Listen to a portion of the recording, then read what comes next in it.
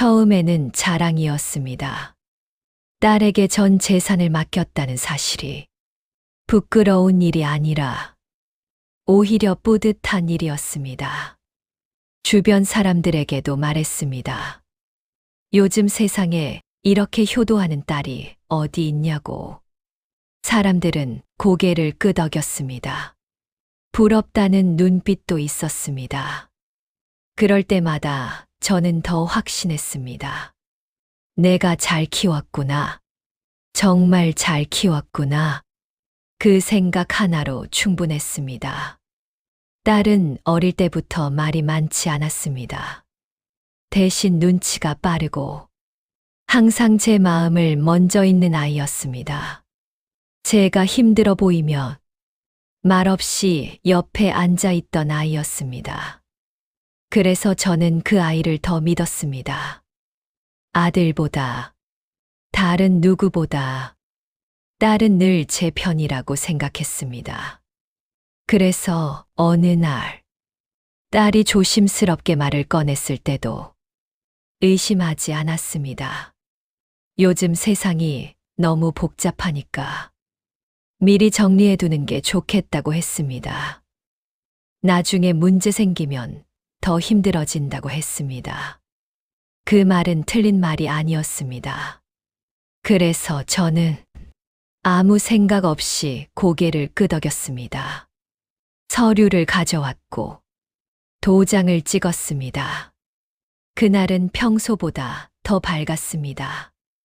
딸은 웃었고 저도 웃었습니다. 그날 이후 모든 것이 조금씩 달라지기 시작했습니다. 아주 조금씩. 처음에는 눈에 띄지 않을 정도였습니다. 딸은 여전히 저를 챙겼습니다. 밥도 챙겨주고, 건강도 물어보고, 약도 챙겨주었습니다. 하지만 어딘가 미묘하게 달라졌습니다. 말투가 달라졌습니다. 예전에는 조심스럽던 말투가 어느 순간부터 짧아졌습니다. 대답도 짧아졌습니다. 그리고 집 안의 분위기가 바뀌기 시작했습니다. 제가 앉던 자리가 바뀌었고, 제가 쓰던 물건들이 조금씩 다른 곳으로 옮겨졌습니다. 아주 작은 변화였습니다. 하지만 저는 느끼고 있었습니다. 이 집에서서 제가 차지하는 공간이 줄어들고 있다는 것을. 그래도 저는 아무 말도 하지 않았습니다. 딸이니까 그럴 수도 있다고 생각했습니다. 그런데 어느 날 딸이 말했습니다. 이제 아버지 방을 조금 정리해야 할 것 같아요. 그 말이 이상하게 들렸습니다. 정리라는 단어가 낯설게 느껴졌습니다. 저는 그냥 고개를 끄덕였습니다. 하지만 그날 이후 제 방은 점점 작아지기 시작했습니다. 물건들이 사라졌습니다. 필요 없다는 이유였습니다. 추억이 담긴 물건들도 하나씩 사라졌습니다. 그래도 저는 참았습니다. 딸이니까 그럴 수도 있다고 생각했습니다. 하지만 어느 순간 참고 있다는 사실 자체가 이상하게 느껴지기 시작했습니다. 나는 왜 아무 말도 하지 못할까? 그 질문이 머릿속에 떠올랐습니다. 하지만 그 질문은 오래 가지 못했습니다. 왜냐하면 그 다음 일이 훨씬 더 분명했기 때문입니다. 그날은 비가 오던 날이었습니다. 집 안이 조용했습니다. 딸은 외출 중이었습니다. 저는 혼자 거실에 앉아 있었습니다. 그때 전화가 울렸습니다. 딸의 방에서였습니다. 평소 같으면 받지 않았을 전화였습니다. 하지만 그날은 이상하게도 그 전화 소리가 크게 들렸습니다. 계속 울렸습니다. 그래서 저는 일어났어 딸의 방으로 들어갔습니다. 그리고 전화를 바라봤습니다. 이름이 보였습니다. 처음 보는 이름이었습니다. 하지만 그 밑에 적힌 한 줄의 문장이 저를 멈추게 했습니다. 계약서 수정 완료. 그 순간 손이 멈췄습니다. 숨이 잠시 멈춘 것 같았습니다. 저는 전화를 받지 않았습니다. 그저 그 화면을 바라보고 있었습니다. 그리고 그때 문 밖에서 열쇠 소리가 들렸습니다. 딸이 돌아온 것이었습니다. 저는 급하게 방을 나왔습니다. 그리고 아무 일도 없던 것처럼 자리에 앉았습니다. 딸은 평소처럼 들어왔습니다. 하지만 그날은 처음으로 그 아이가 낯설게 느껴졌습니다. 저는 아무 말도 하지 않았습니다. 하지만 제 안에 있어서 아주 작은 의심이 처음으로 자리 잡기 시작했습니다. 그리고 저는 아직 몰랐습니다. 그 의심이 앞으로 제 인생을 완전히 바꾸게 될 것이라는 것을. 그날 이후로 저는 딸을 보는 눈이 달라졌습니다. 예전에는 딸이 집에 들어오면 오늘은 뭘 먹었는지, 어디를 다녀왔는지, 왜 얼굴이 피곤해 보이는지부터 먼저 살폈습니다. 그런데 이제는 딸의 손에 무엇이 들려 있는지, 누구와 통화했는지, 어떤 표정으로 방에 들어가는지를 먼저 보게 되었습니다. 그 변화가 제 스스로도 낯설었습니다. 부모가 자식을 의심한다는 것은 생각보다 훨씬 더 괴로운 일이었습니다. 차라리 남이면 쉬웠을 겁니다. 하지만 딸은 제가 가장 믿었던 사람이었습니다. 그래서 의심하는 순간마다 곧바로 제 마음이 저를 꾸짖었습니다. 너무 예민해진 거 아니냐? 늙어서 별일 아닌 것도 크게 느끼는 거 아니냐? 딸이 너를 위해 하는 일인데 왜 자꾸 나쁘게 보려 하느냐? 그 목소리가 제 안에서 계속 들렸습니다. 그래서 저는 아무 일도 없었던 것처럼 지냈습니다. 아침이 오면 일어나서 거실로 나갔고, 딸이 차려주는 밥을 먹었고, 평소처럼 뉴스를 보고, 창밖을 보고, 가끔 산책도 했습니다. 겉으로 보기에는 아무 문제 없는 평범한 집이었습니다. 하지만 집 안의 공기는 분명히 달라지고 있었습니다. 딸은 점점 전화를 자주 받기 시작했습니다. 예전에는 제 앞에서도 통화를 했습니다. 누구랑 무슨 이야기를 하는지 굳이 숨기지 않았습니다. 그런데 요즘은 전화가 오면 바로 방으로 들어갔습니다. 문을 닫고 낮은 목소리로 오래 이야기했습니다. 한 번은 물었습니다. 누구냐? 딸은 아주 짧게 대답했습니다. 일이야. 그 말은 틀리지 않을 수도 있었습니다. 하지만 이상하게도 그 대답은 저를 안심시키지 못했습니다. 오히려 더 불안하게 만들었습니다. 그날 저녁, 딸은 늦게까지 서류를 보고 있었습니다. 거실 식탁 위에 종이들이 널려 있었고, 계산기를 두드리는 소리도 들렸습니다. 저는 물 한 잔을 마시러 나왔다가 잠깐 그 앞에 멈췄습니다. 딸은 저를 보자마자 서류를 빠르게 뒤집었습니다. 그 작은 동작이 이상하게 크게 느껴졌습니다. 숨기고 있다는 느낌. 그것은 말보다 먼저 전달됐습니다. 저는 아무 말도 하지 않았습니다. 그저 물만 마시고 다시 방으로 들어왔습니다. 하지만 그날 밤 잠이 오지 않았습니다. 눈을 감으면 휴대전화 화면에 떠있던 문장이 생각났습니다. 계약서 수정 완료. 무슨 계약서였을까? 왜 수정이 필요했을까? 그게 나와 관련된 것일까? 그 질문이 머리에서 떠나지 않았습니다. 다음 날 아침, 딸은 평소보다 유난히 다정했습니다. 아버지, 오늘은 몸 좀 어때요? 아버지, 점심은 뭐 드실래요? 아버지, 약은 챙겨 드셨어요? 말 하나하나는 다정했지만 이상하게도 그 다정함이 더 낯설었습니다. 마치 무언가를 덮으려는 사람처럼 너무 의식적으로 친절한 느낌이었습니다. 저는 일부러 평소처럼 대답했습니다. 괜찮다. 아무거나 먹자. 약은 먹었다. 딸은 고개를 끄덕이며 미소를 지었습니다. 하지만 그 미소 속에서 예전의 따뜻함은 느껴지지 않았습니다.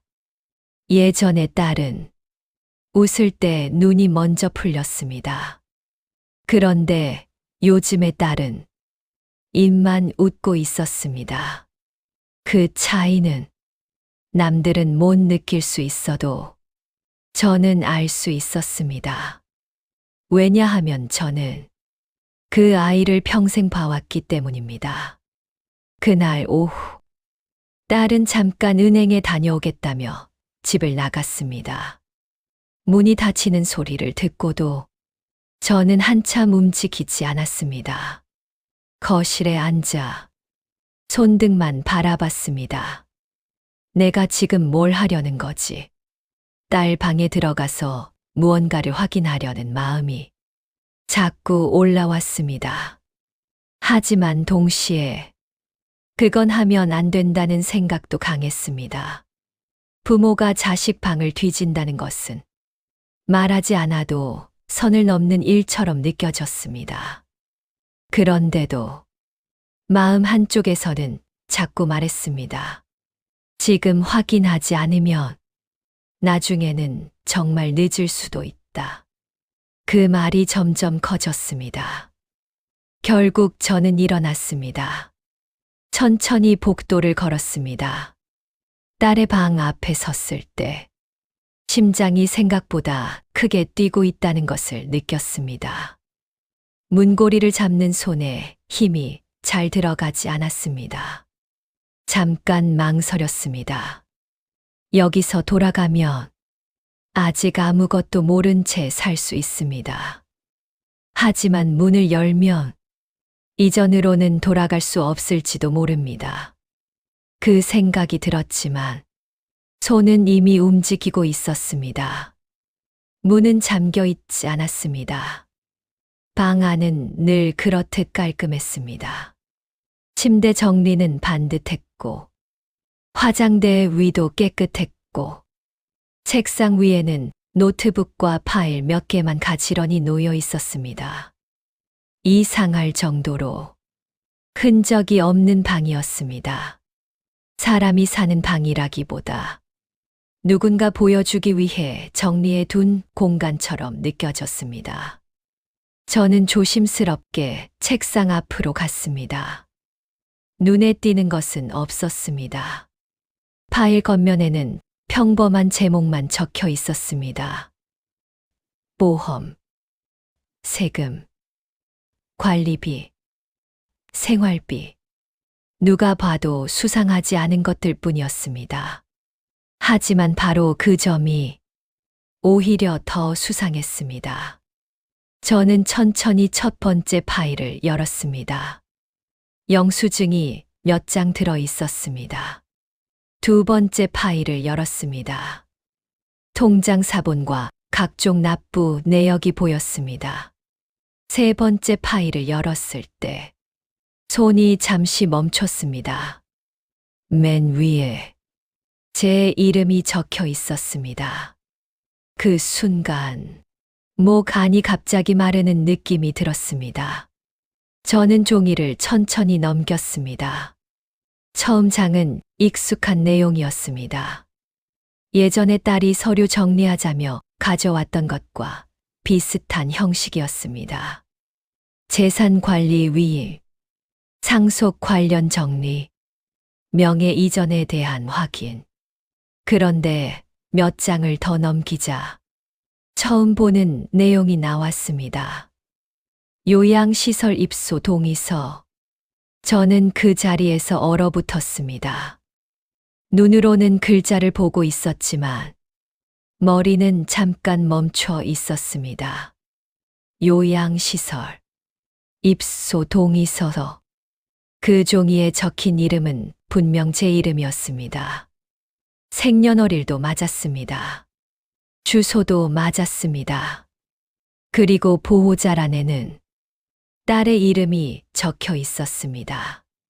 저는 한동안 그 종이를 들고 움직이지 못했습니다. 손끝이 차가워졌습니다. 이건 뭐지? 왜 이런 게 여기 있지? 내가 언제 이런 걸 쓴 적이 있나? 기억을 아무리 뒤져도 그런 서류에 동의한 적은 없었습니다. 더 놀라운 것은 서류 아래쪽에 제 도장이 찍혀 있다는 것이었습니다. 분명 제 도장이었습니다. 오래 써서 가장자리 모양까지 익숙한 그 도장이 찍혀 있었습니다. 하지만 저는 기억하지 못했습니다. 언제, 어디서, 무슨 설명을 듣고 이 종이에 도장을 찍었는지 전혀 떠오르지 않았습니다. 그때 복도 쪽에서 작은 소리가 들렸습니다. 저는 화들짝 놀라 서류를 원래대로 놓으려 했습니다. 심장이 목까지 올라온 것 같았습니다. 하지만 소리는 금방 멈췄습니다. 아마 바람 소리였던 것 같습니다. 저는 숨을 크게 한 번 쉬고 다시 종이를 보았습니다. 이번에는 더 자세히 읽기 시작했습니다. 시설명, 주소, 입소 예정 시기, 건강 상태 악화 시 긴급 조치 권한. 한 줄 한 줄이 차갑게 가슴으로 들어왔습니다. 특히 한 문장에서 제 시선이 멈췄습니다. 본인은 일상생활 유지가 어려운 상태로 판단될 경우 보호자의 결정에 따른 시설 입소에 동의한다. 그 문장을 읽는 순간 몇 주 전부터 딸이 했던 말들이 떠올랐습니다. 아버지, 요즘 자꾸 깜빡하시잖아요. 아버지 혼자 계시면 불안해요. 아버지, 이러다 큰일 나요. 이제는 누가 옆에서 돌봐야 해요. 그때는 걱정인 줄 알았습니다. 그런데 지금 와서 보니 그 말들은 걱정이 아니라 준비였던 것 같습니다. 하나씩 조용히 저를 무능한 사람으로 만들기 위한 준비. 저는 파일을 덮지 못한 채 한동안 그대로 서 있었습니다. 눈앞이 흐려지는 느낌이 들었습니다. 슬퍼서인지, 분해서인지, 아니면 그 둘이 섞여서인지 잘 알 수 없었습니다. 다만 분명한 건 무언가가 크게 잘못되고 있다는 것이었습니다. 그때 책상 아래 서랍이 눈에 들어왔습니다. 별 생각 없이 손잡이를 잡아당겼는데 쉽게 열리지 않았습니다. 잠겨 있었습니다. 저는 다시 손잡이를 잡았습니다. 한 번 더 당겨봤지만 역시 열리지 않았습니다. 그 잠긴 서랍이 오히려 모든 대답처럼 느껴졌습니다. 진짜 중요한 것은 저 안에 있는 것 같았습니다.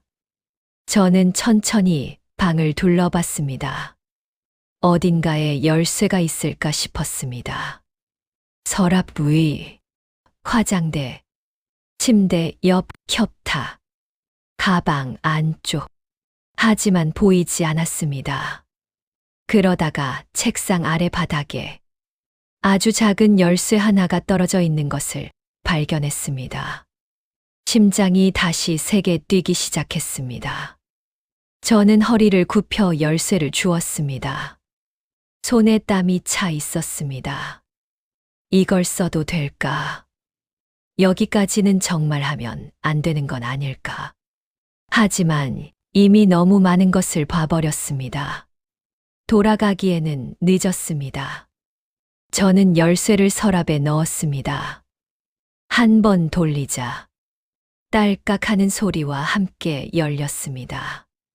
서랍 안에는 봉투 몇 개와 수첩 하나, 그리고 작은 녹음기가 들어 있었습니다. 왜 녹음기가 있을까? 순간 그런 생각이 스쳤지만 가장 먼저 눈에 들어온 것은 맨 위의 갈색 봉투였습니다.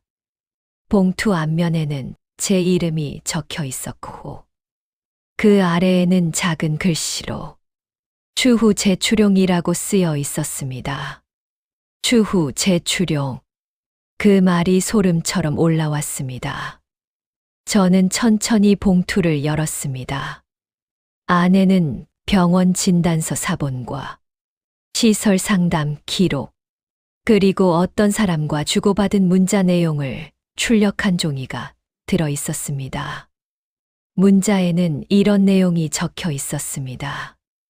지금 상태면 설득 가능할 것 같습니다. 기억력 저하 쪽으로 정리하면 됩니다. 서류는 준비해 두겠습니다. 나중에 문제 생기지 않게 미리 입소시키는 게 안전합니다. 저는 그 종이를 쥔 손에 힘이 들어가는 것을 느꼈습니다. 기억력 저하, 설득 가능, 입소시키는 게 안전. 그 문장들에는 딸이 저를 어떻게 보고 있는지가 그대로 드러나 있었습니다. 아버지가 아니라 치워야 할 대상처럼. 갑자기 숨이 답답해졌습니다. 저는 서랍 가장 안쪽에 있는 수첩을 꺼냈습니다. 평범한 메모장처럼 보였지만 몇 장을 넘기자 숫자와 날짜가 빼곡하게 적혀 있었습니다. 이체 내역 같았습니다. 처음에는 무슨 뜻인지 잘 몰랐습니다. 하지만 조금 더 보니 익숙한 금액들이 눈에 들어왔습니다. 내가 정기예금에서 해지했던 돈, 보험 만기돼서 들어왔던 돈, 예전에 땅 정리하고 받았던 일부 금액, 그 돈들이 날짜별로 정리돼 있었습니다. 그리고 오른쪽에는 사용처처럼 보이는 메모가 적혀 있었습니다. 아파트 중도금, 사업 정리, 대출 상환, 시설 대비, 시설 대비. 저는 그 글자에서 다시 멈췄습니다. 시설 대비라니, 내 돈으로 나를 시설에 보내기 위한 준비를 했다는 말인가. 머릿속이 어지러워졌습니다. 저는 의자에 잠깐 앉았습니다. 다리가 갑자기 힘을 잃은 것 같았습니다. 딸이 왜 그랬을까? 도대체 언제부터였을까? 처음부터였을까? 아니면 어느 순간 변한 걸까? 그 질문이 한꺼번에 몰려왔습니다. 그리고 그 순간 아주 오래전 기억 하나가 떠올랐습니다. 딸이 30쯤 되었을 때였습니다. 사업을 한다며 돈이 필요하다고 했습니다. 그때 저는 가진 돈을 적지 않게 도와줬습니다. 딸은 울면서 고맙다고 했고 절대 잊지 않겠다고 했습니다. 그때 저는 저 아이가 정말 나를 생각하는구나 하고 믿었습니다. 그런데 얼마 뒤 또 돈이 필요하다고 했고 그 다음에도 비슷한 일이 있었습니다. 그때마다 저는 사정이 있겠지 하고 넘겼습니다. 부모는 원래 그런 법이라고 생각했습니다. 자식이 힘들다고 하면 이유를 따지기보다 먼저 돕게 됩니다. 그런데 지금 와서 보니 그 모든 순간들이 하나의 길로 이어져 있었던 것처럼 느껴졌습니다. 필요할 때마다 손을 벌리고 제가 거절하지 못한다는 사실을 알고 있었던 것 아닐까. 그 생각이 들자 가슴 깊은 곳에서 무언가 툭 끊어지는 느낌이 들었습니다. 저는 다시 서랍 안을 보았습니다. 맨 아래쪽에 작은 비닐 파일 하나가 더 있었습니다. 그 안에는 녹취록이 인쇄돼 있었습니다. 처음에는 무슨 내용인지 몰랐습니다. 하지만 첫 줄을 읽자마자 온몸이 굳었습니다. 내 아버님 상태는 점점 그렇게 보이게 만들면 됩니다. 원래 나이 있으신 분들은 주변에서 그렇게 말해주면 본인도 헷갈려 하거든요. 그 문장은 상담사 같은 사람의 말처럼 보였습니다. 그 아래에는 딸의 답장이 적혀 있었습니다. 요즘 자꾸 깜빡하시는 것처럼 보이긴 해요. 그쪽으로 정리하면 되겠네요. 저는 그 자리에서 눈을 감았습니다. 갑자기 방 안 공기가 너무 차갑게 느껴졌습니다. 그 아이는 제 기억이 흐려졌다고 믿고 싶어 한 것이 아니라 그려진 사람으로 만들고 있었던 것입니다. 제가 말하는 것을, 제가 기억하는 것을, 제가 주장하는 것을 나중에 아무 의미 없는 것으로 만들기 위해 그 계획은 생각보다 오래전부터 준비되고 있었던 것 같았습니다. 그때 현관 비밀번호 누르는 소리가 들렸습니다. 이번에는 분명한 소리였습니다. 딸이 돌아온 것이었습니다. 저는 정신이 번쩍 들었습니다. 서류를 빠르게 정리해야 했습니다. 손이 떨려서 종이가 잘 잡히지 않았습니다.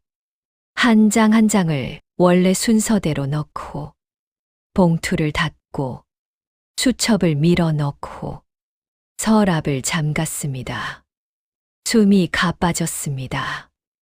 복도에서 발소리가 들렸습니다. 저는 가까스로 문 쪽으로 걸어 나왔습니다. 방문을 열고 나오려는 순간 딸과 눈이 마주쳤습니다. 딸은 복도 한가운데 서 있었습니다. 손에는 장바구니가 들려 있었고 얼굴에는 분명한 놀라움이 스쳤습니다. 아버지, 여기서 뭐 하세요? 그 질문은 짧았지만 그 안에는 너무 많은 것이 담겨 있었습니다. 저는 순간 아무 말도 하지 못했습니다. 딸의 눈빛이 제 뒤쪽 방 안을 빠르게 훑었습니다. 저는 최대한 자연스럽게 말하려 했습니다. 그냥 창문 좀 닫으려고. 딸은 바로 대답하지 않았습니다. 몇 초 동안 저를 가만히 바라봤습니다. 그 몇 초가 너무 길게 느껴졌습니다. 그리고 딸은 웃었습니다. 아, 그래요. 제가 할 텐데. 너무 오래 서 계시면 힘드시잖아요. 다정한 말이었습니다. 하지만 그 순간 저는 확실히 알았습니다. 이제 딸도 뭔가를 눈치챘다는 것을. 저는 아무렇지 않은 얼굴을 하려고 애썼습니다. 그래, 이제 쉬어야겠다. 그렇게 말하고 제 방으로 돌아왔습니다. 문을 닫는 순간 다리에 힘이 풀려 그대로 침대에 주저앉았습니다. 심장은 계속 뛰고 있었습니다. 손바닥은 땀으로 젖어 있었습니다. 그리고 저는 알았습니다. 이제는 전처럼 살 수 없다는 것을. 의심의 단계는 지나갔습니다. 분명한 흔적을 보았고 그 흔적은 제 삶 전체를 흔들기에 충분했습니다. 그날 저녁, 딸은 평소보다 더 조용했습니다. 밥을 차리면서도 별말이 없었습니다. 저도 말하지 않았습니다. 식탁에는 수저 부딪히는 소리와 국그릇에 국 뜨는 소리만 들렸습니다. 그 침묵 속에서 서로가 서로를 보고 있다는 것을 느낄 수 있었습니다. 딸은 가끔 힐끗 저를 봤고 저는 모른 척 했습니다. 하지만 속으로는 하나의 생각만 반복하고 있었습니다. 내가 어떻게 해야 하지? 지금 바로 따져야 할까? 아니면 모르는 척 더 기다려야 할까? 누군가에게 먼저 말해야 할까? 이 집을 나가야 할까가? 답은 쉽게 나오지 않았습니다. 성급하게 움직였다가 오히려 제가 이상한 사람 취급을 받을 수도 있다는 생각이 들었습니다. 서류에 찍힌 도자, 상담 기록, 병원 진단서 사본, 그 모든 것이 이미 저를 약한 노인으로 만들기 위한 장치처럼 보였습니다. 제가 아무리 아니라고 해도 딸이 울면서 말하면 사람들은 누구 말을 믿을까? 아버지가 요즘 많이 예민해지셨어요. 기억도 자꾸 헷갈려 하시고 저는 그냥 모시려고 했을 뿐이에요. 딸이 그렇게 말하면 오히려 제가 나쁜 사람이 될 수도 있었습니다. 그 생각이 들자 등골이 서늘해졌습니다. 이 싸움은 감정으로 하면 안 된다는 생각이 처음으로 들었습니다. 제가 해야 할 일은 화를 내는 것이 아니라 증거를 갖는 것이었습니다. 누구도 부인할 수 없는 것, 누구 앞에 내놓아도 흔들리지 않는 것, 그게 필요했습니다. 그날 밤, 딸은 늦게까지 잠들지 않았습니다. 방 안에서 서랍 여는 소리, 문 닫는 소리, 낮은 통화 소리가 희미하게 들렸습니다. 저는 방 불을 끄고 누운 채 눈을 감지 못했습니다. 이 집 안에 서서 저는 갑자기 손님이 된 것 같았습니다. 아니, 손님보다도 못한 존재 같았습니다. 이미 내 것이 아닌 집에서 아무것도 모르는 척 조용히 숨죽이고 있는 사람. 그 사실이 가슴을 천천히 조여왔습니다. 그러다 문득 아내의 생각이 났습니다. 아내가 살아 있었다면 어땠을까? 그 사람은 늘 말했습니다. 당신은 사람을 너무 믿는다고, 특히 자식 앞에서는 더 그렇다고. 그 말이 그때는 그저 잔소리처럼 들렸습니다. 하지만 지금은 그 말이 왜 그렇게 자주 반복됐는지 알 것 같았습니다. 아내는 아마 딸의 변화를 조금 더 빨리 알아챘을지도 모릅니다. 나는 왜 몰랐을까? 아니, 정말 몰랐던 걸까? 어쩌면 알고 싶지 않았던 것일지도 모릅니다. 딸이 변했다는 사실을 인정하는 순간, 내 인생의 가장 큰 믿음 하나가 무너지는 것이니까. 그 밤은 유난히 길었습니다. 새벽이 되어서야 저는 겨우 잠이 들었습니다. 그리고 아침에 눈을 떴을 때 제 마음속에는 어제와 전혀 다른 결심 하나가 자리 잡고 있었습니다. 이제는 확인해야 한다. 끝까지. 이게 오해인지 아니면 정말 나를 밀어내기 위한 계획인지 끝까지 가서 확인해야 한다. 그리고 만약 후자라면 그때는 나도 가만히 있지 않겠다. 그 결심이 선 순간 이상하게도 마음 한구석이 조금 차분해졌습니다. 두려움이 사라진 것은 아니었습니다. 하지만 적어도 이제 무엇을 해야 할지는 조금 알 것 같았습니다. 저는 천천히 침대에서 일어났습니다. 문을 열고 거실로 나가자 딸이 이미 아침을 차리고 있었습니다. 언제나처럼 익숙한 모습이었습니다. 프라이팬에서 계란 굽는 냄새가 나고 국이 데워지는 소리가 들리고 식탁 위에는 밥그릇이 2개 놓여 있었습니다. 겉으로 보면 너무 평범한 아침이었습니다. 그 평범함이 오히려 더 무섭게 느껴졌습니다. 딸은 뒤를 돌아보며 웃었습니다. 아버지 일어나셨어요. 그 말에 저도 미소를 지었습니다. 그래. 그 한마디를 하면서 저는 속으로 생각했습니다. 그래. 이제 나도 시작해보자. 딸은 아직 몰랐습니다. 제가 무엇을 봤는지, 제가 어디까지 알게 되었는지. 하지만 오래 걸리지는 않을 것입니다. 왜냐하면 이제부터는 제가 직접 하나씩 밝혀낼 것이기 때문입니다. 그리고 그 끝에서 정말 믿을 수 없는 진실 하나가 저를 기다리고 있다는 것도 그때의 저는 아직 알지 못했습니다. 아침은 평소와 똑같이 흘러갔습니다. 딸은 밥을 차렸고 저는 아무 일도 없는 것처럼 자리에 앉았습니다. 숟가락을 들고 밥을 먹었습니다. 하지만 입안에서 맛이 느껴지지 않았습니다. 어제 본 서류가 머릿속에서 계속 떠올랐기 때문입니다. 요양시설 입소, 기억력 저하, 설득, 가능, 그 단어들이 계속 반복되었습니다. 딸은 가끔 저를 바라봤습니다. 그리고 아무 일도 없다는 듯 다시 밥을 먹었습니다. 그 모습이 더 낯설었습니다. 식사를 마친 뒤 딸은 접시를 치우며 말했습니다. 오늘은 병원 한번 가볼까요?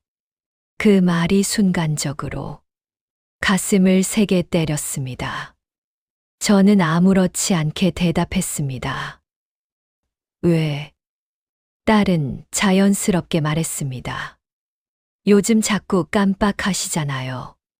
검사 한번 해보는 게 좋을 것 같아서요. 그 말은 너무 부드러웠습니다. 하지만 그 부드러움 속에 이미 정해진 방향이 있다는 것이 느껴졌습니다. 저는 잠시 생각하는 척 하다가 말했습니다. 나중에 가자.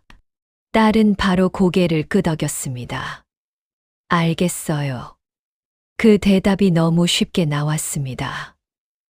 마치 오늘이 아니어도 상관없다는 듯이.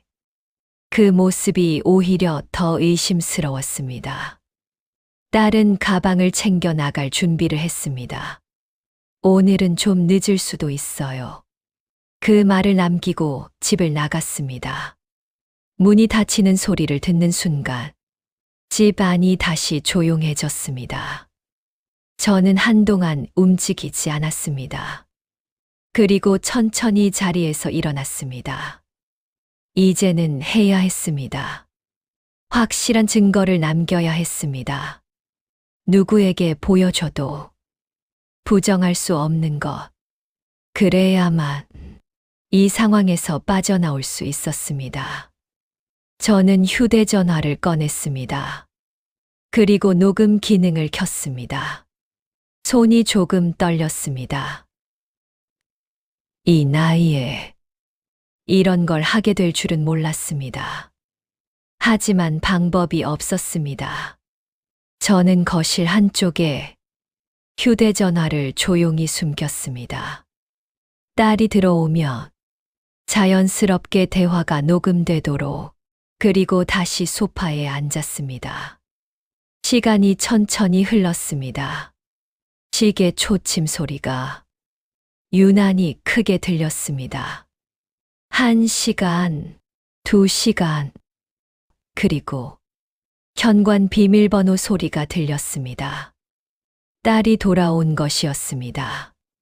저는 평소처럼 앉아 있었습니다. 딸은 들어오자마자 저를 한번 바라봤습니다. 아버지, 아직 안 주무셨어요. 저는 고개를 끄덕였습니다. 그때 딸의 뒤에서 누군가의 그림자가 보였습니다. 남자였습니다. 낯선 사람이었습니다. 딸은 아무렇지 않게 말했습니다. 아버지, 이분은 저랑 같이 일하는 분이에요. 잠깐 볼 게 있어서 같이 왔어요. 그 말이 너무 자연스럽게 들렸습니다. 하지만 그 남자의 눈이 저를 보는 방식은 전혀 자연스럽지 않았습니다. 위에서 아래로 천천히 관찰하듯이 그 시선이 저를 사람으로 보는 게 아니라 상태를 확인하는 것처럼 느껴졌습니다. 그 남자는 고개를 살짝 숙였습니다. 그리고 짧게 말했습니다. 안녕하세요. 저는 아무 말도 하지 않고 고개만 끄덕였습니다. 딸은 바로 말했습니다. 아버지 방에 계시면 돼요. 저희 금방 끝나요. 그 말이 이상하게 단호하게 들렸습니다. 저는 천천히 자리에서 일어났습니다. 그리고 방으로 들어갔습니다. 문을 완전히 닫지 않고 살짝 열어두었습니다. 심장이 다시 빨리 뛰기 시작했습니다. 거실에서 작은 목소리가 들리기 시작했습니다. 처음에는 잘 들리지 않았습니다. 하지만 점점 또렷해졌습니다. 남자가 말했습니다. 생각보다 상태 괜찮은데요. 딸이 낮게 대답했습니다. 겉으로만 그래요. 요즘 더 심해지고 있어요. 그 말이 들리는 순간 손이 저절로 꽉 쥐어졌습니다. 남자가 다시 말했습니다. 그럼 지금 진행해도 되겠네요. 딸이 대답했습니다. 네. 서류는 다 준비돼 있어요. 그 순간 어제 봤던 서류들이 머릿속에서 다시 떠올랐습니다. 요양시설, 입소 동의, 기억력 저하, 모든 것이 연결되고 있었습니다. 남자가 말했습니다. 이번 주 안에 정리하는 게 좋습니다. 딸이 짧게 대답했습니다. 네. 그 한마디에 제 인생이 일정표처럼 정리되는 느낌이 들었습니다. 이번 주 안에 정리. 그 말이 가슴 깊이 박혔습니다. 저는 숨을 죽이고 그대로 서 있었습니다. 거실에서는 계속 이야기가 이어졌습니다. 남자가 말했습니다. 혹시 문제 생기면 기억 쪽으로 밀면 됩니다. 요즘은 다 그렇게 합니다. 그 말이 들리는 순간 어제 본 녹취록 문장이 떠올랐습니다. 설득, 가능, 기억력 저하. 이건 우연이 아니었습니다. 완전히 같은 흐름이었습니다. 딸은 조용히 말했습니다. 알고 있어요. 그 한마디가 모든 것을 끝내주었습니다. 이건 딸 혼자 생각한 일이 아니었습니다. 이미 방법을 알고 있었고, 이미 준비가 되어 있었고, 이미 진행 중인 일이었습니다. 그때 제가 숨겨둔 휴대전화가 머릿속에 떠올랐습니다. 지금 이 대화가 그 안에 담기고 있었습니다. 그 사실이 처음으로 저에게 힘이 되는 느낌을 줬습니다. 증거가 남고 있다. 이제 이건 제가 혼자만 아는 이야기가 아니게 됩니다. 그 순간 처음으로 아주 작은 희망이 생겼습니다. 거실에서 의자가 움직이는 소리가 들렸습니다. 대화가 끝난 것 같았습니다. 저는 급하게 침대에 앉았습니다. 그리고 아무 일도 없는 것처럼 자세를 만들었습니다. 잠시 후 딸이 문을 열고 들어왔습니다. 아버지 쉬고 계셨어요. 저는 고개를 끄덕였습니다. 딸은 잠시 저를 바라봤습니다. 그 눈빛이 예전보다 더 날카로워졌다는 것을 느낄 수 있었습니다. 그리고 말했습니다. 오늘 좀 피곤해 보이시네요. 저는 천천히 대답했습니다. 괜찮다. 딸은 고개를 끄덕였습니다. 그리고 방을 나갔습니다. 문이 닫히는 소리가 들렸습니다. 그 순간 저는 바로 휴대전화를 확인했습니다. 녹음이 되고 있었습니다. 시간이 길게 찍혀 있었습니다.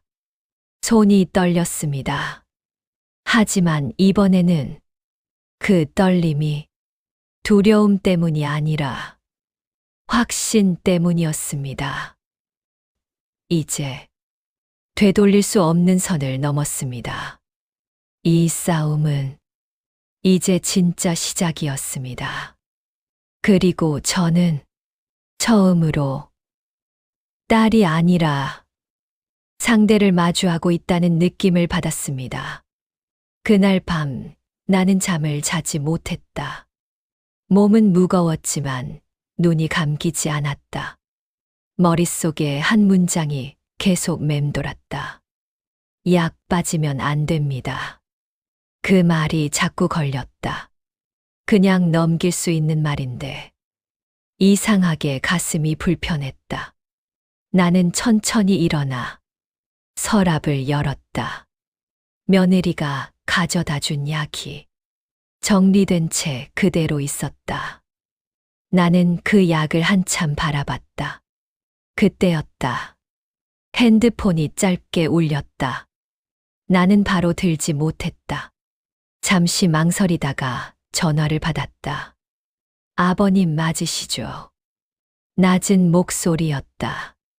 나는 대답하지 않았다. 그 사람은 잠시 멈췄다가 다시 말했다. 그 약 계속 드시면 안 됩니다. 심장이 순간 내려앉았다. 당신 누구요? 나는 겨우 말했다. 그 사람은 이름을 말하지 않았다. 대신 한 문장만 남겼다. 병원 기록 확인해 보셨습니까? 나는 아무 말도 할 수 없었다. 그 약 처방된 적 없습니다. 전화는 끊어졌다. 나는 그대로 서 있었다. 머리가 멍해졌다. 천천히 책상으로 걸어갔다. 며칠 전 딸이 가져온 서류가 그대로 놓여 있었다. 나는 종이를 다시 펼쳤다.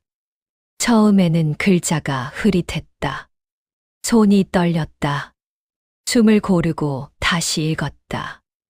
그리고 그때 이상한 점이 보였다. 병원 이름이 달랐다. 내가 다니던 곳이 아니었다. 그 순간 방금 들은 말이 다시 떠올랐다. 나는 바로 병원에 전화를 걸었다. 확인해 드리겠습니다. 잠시만 기다려 주세요. 짧은 시간이 길게 느껴졌다. 그리고 그 말이 들렸다. 처방 기록 없습니다. 그 한마디였다. 손에 힘이 풀렸다. 소화기가 내려앉았다. 나는 아무 말도 하지 못했다. 그때 문 밖에서 발소리가 들렸다. 딸이었다. 나는 천천히 고개를 돌렸다. 문이 열렸다. 딸이 나를 보고 있었다. 아버지, 아직 안 주무셨어요. 나는 아무 말도 하지 않았다. 그저 딸을 바라봤다. 딸은 잠시 멈췄다. 그리고 천천히 웃었다. 그 웃음이 낯설었다. 그 순간 모든 것이 하나로 이어졌다. 약, 서류, 병원, 전화. 이건 우연이 아니었다. 나는 아무 말도 하지 않았다. 하지만 마음속에서는 하나가 분명해졌다. 이제 멈출 수 없다. 아침이 되자마자 나는 움직였다. 몸은 무거웠지만 머리는 또렷했다. 나는 바로 핸드폰을 꺼냈다. 어제 녹음된 파일이 그대로 있었다. 손이 잠시 멈췄다. 이걸 들으면 돌이킬 수 없다는 걸 알고 있었다. 나는 천천히 재생을 눌렀다. 잡음이 지나가고 목소리가 들리기 시작했다. 생각보다 상태 괜찮은데요. 남자의 목소리였다. 나는 숨을 멈췄다. 겉으로만 그래요. 요즘 더 심해지고 있어요. 딸의 목소리였다. 그 순간 심장이 강하게 내려앉았다. 남자가 다시 말했다. 그럼 이번 주 안에 정리해도 되겠네요. 딸이 대답했다. 내 서류는 다 준비돼 있어요. 그 한마디였다. 나는 눈을 감았다. 손이 떨렸다. 하지만 끝까지 들어야 했다. 남자가 낮게 말했다. 혹시 문제 생기면 기억 쪽으로 밀면 됩니다. 요즘은 다 그렇게 합니다. 그 말이 끝나자 잠시 정적이 흐르고 딸이 짧게 말했다. 알고 있어요. 그 한마디, 그 짧은 말이 모든 것을 끝냈다. 나는 녹음을 멈췄다. 더 들을 필요가 없었다. 이미 다 들은 것과 같았다. 나는 한참을 그대로 앉아 있었다. 아무 생각도 나지 않았다. 그저 조용히 모든 것이 무너지는 느낌이었다.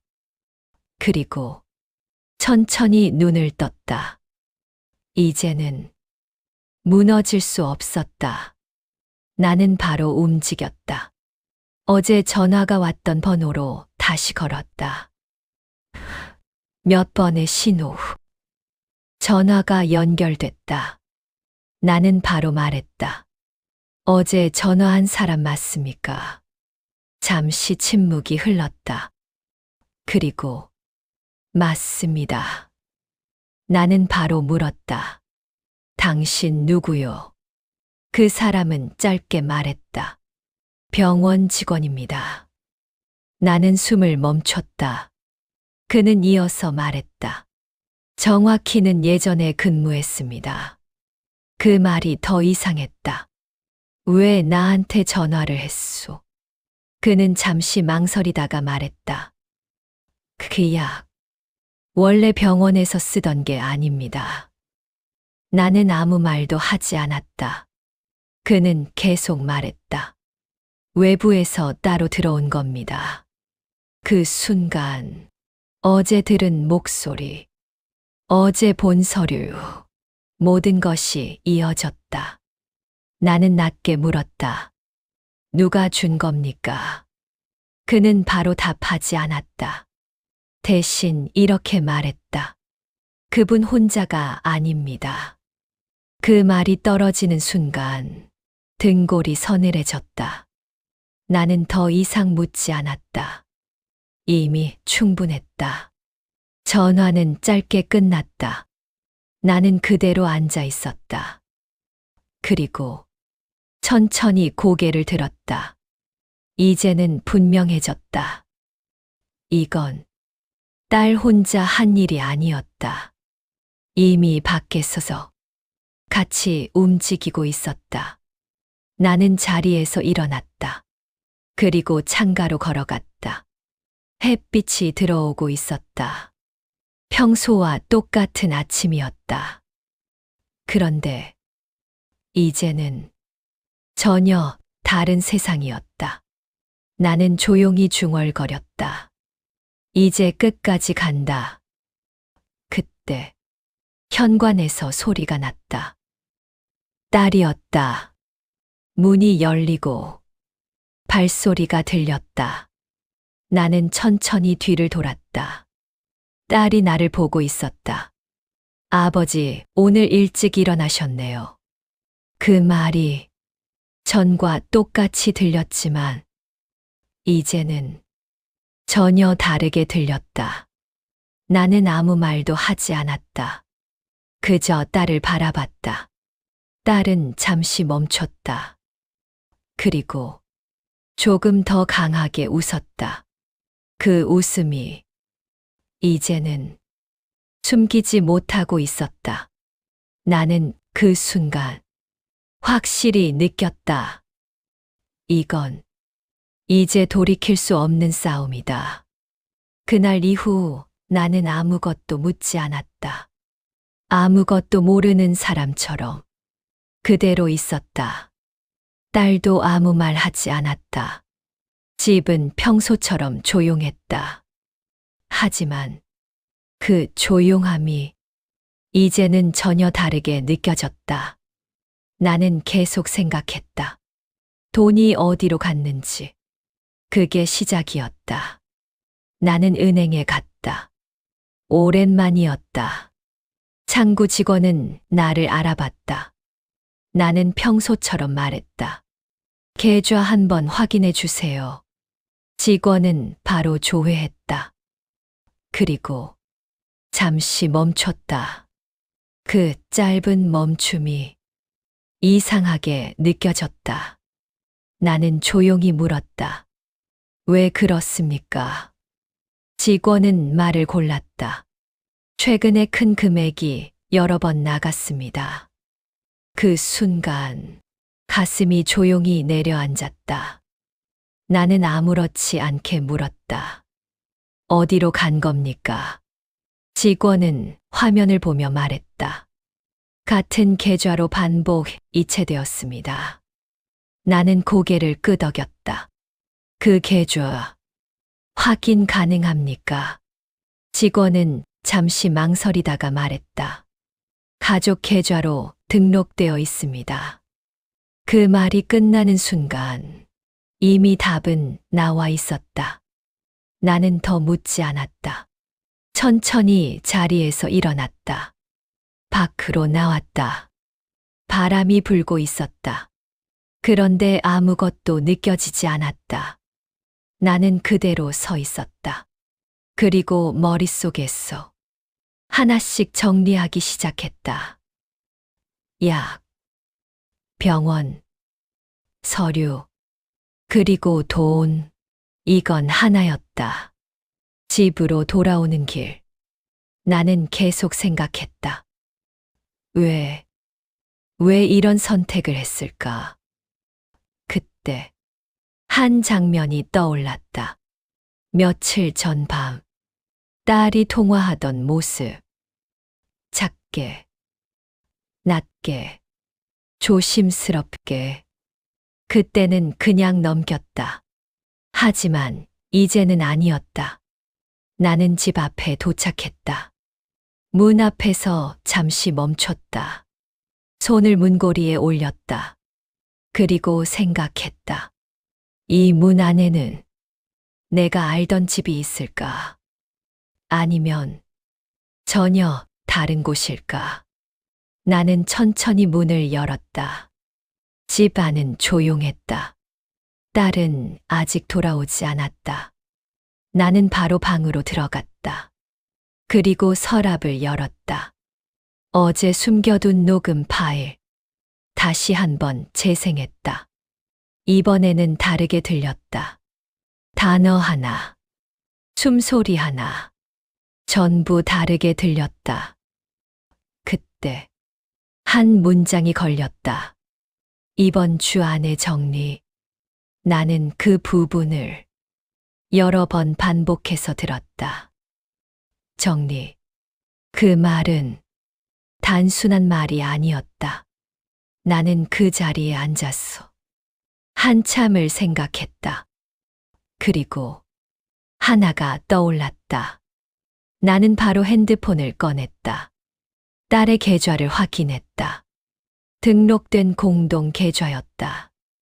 나는 그 안을 확인했다. 숫자가 보였다. 그리고 익숙하지 않은 이름이 보였다. 나는 그 이름을 처음 보는 것이 아니었다. 어제 녹음 속에서 들었던 이름이었다. 그 남자였다. 순간 모든 것이 맞춰졌다. 딸 혼자가 아니었다. 이미 밖에 서서 같이 움직이고 있었다. 나는 천천히 숨을 내쉬었다. 그리고 처음으로 확실히 이해했다. 이건 재산 문제가 아니었다. 이건 계획이었다. 그때 현관문이 열리는 소리가 들렸다. 딸이었다. 나는 바로 핸드폰을 내려놓았다. 그리고 아무 일도 없는 것처럼 자리에 앉았다. 딸이 들어왔다. 아버지 다녀왔어요. 나는 고개를 끄덕였다. 딸은 가방을 내려놓고 나를 바라봤다. 그 눈빛. 이제는 숨기지 않고 있었다. 나는 그 눈을 피하지 않았다. 그대로 바라봤다. 짧은 침묵. 그 안에 서서 서로 다 알고 있다는 걸 처음으로 느꼈다. 딸이 먼저 입을 열었다. 아버지 오늘 어디 다녀오셨어요? 나는 짧게 말했다. 은행. 그 순간 딸의 표정이 아주 미세하게 흔들렸다. 하지만 금방 돌아왔다. 그 변화. 이제는 놓치지 않았다. 나는 조용히 말했다. 돈 많이 썼더라. 딸은 바로 웃었다. 아버지 생활비로 쓴 거예요. 그 말이 이제는 전혀 믿기지 않았다. 나는 더 묻지 않았다. 그저 고개를 끄덕였다. 딸은 나를 한 번 더 보고 방으로 들어갔다. 문이 닫혔다. 나는 그대로 앉아 있었다. 그리고 천천히 생각했다. 이제는 선택할 시간이다. 그날 밤, 나는 일부러 일찍 방으로 들어갔다. 그리고 불을 껐다. 잠든 것처럼 누워 있었다. 하지만 눈은 감지 않았다. 귀를 열어두고 있었다. 집 안은 조용했다. 시간이 천천히 흘렀다. 그리고 현관문이 열리는 소리가 들렸다. 조용한 발소리. 한 사람이 아니었다. 두 사람. 나는 숨을 더 죽였다. 거실에서 낮은 목소리가 들렸다. 딸이었다. 그리고 그 남자였다. 생각보다 빨리 움직여야 합니다. 남자의 목소리였다. 딸이 낮게 말했다. 알고 있어요. 시간 많지 않아요. 그 말이 떨어지는 순간 가슴이 조용히 조여왔다. 남자가 다시 말했다.